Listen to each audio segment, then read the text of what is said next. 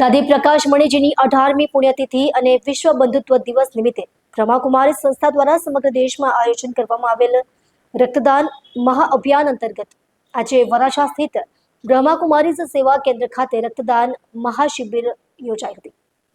આ રક્તદાન camp Indian Red Cross society 84 branch સંચાલિત રેડક્રોસ બ્લડ સેન્ટરના સહયોગથી યોજાયો હતો।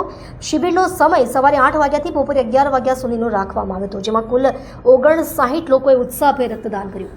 કેન્દ્રની સંચાલિકા બીકે તૃપ્તિ દીદીએ જણાવ્યું હતું કે બ્રહ્માકુમારી સંસ્થાની પૂર્વ મુખ્ય પ્રશાસિકા દાદી પ્રકાશ મણીજીના સ્મરણમાં 22 થી 25 ઓગસ્ટ દરમિયાન રાષ્ટ્રીય સ્તરે મહારક્તદાન અભિયાન હાથ ધરવામાં આવ્યું છે, જેમાં ભારત અને નેપાળના સંયુક્ત રીતે 5000થી વધુ સેવા કેન્દ્રો દ્વારા 1 લાખ રક્તની બોટલ એકત્રિત કરી ગિનીસ બુક ઓફ વર્લ્ડ રેકોર્ડમાં સ્થાન મેળવવાનો પ્રયાસ કરવામાં આવી રહ્યો છે।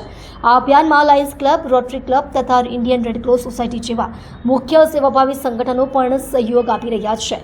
શિબિર દરમિયાન આરોગ્ય અને સલામતીના તમામ ધોરણોનું ચુસ્તપણે પાલન કરવામાં આવ્યું હતું।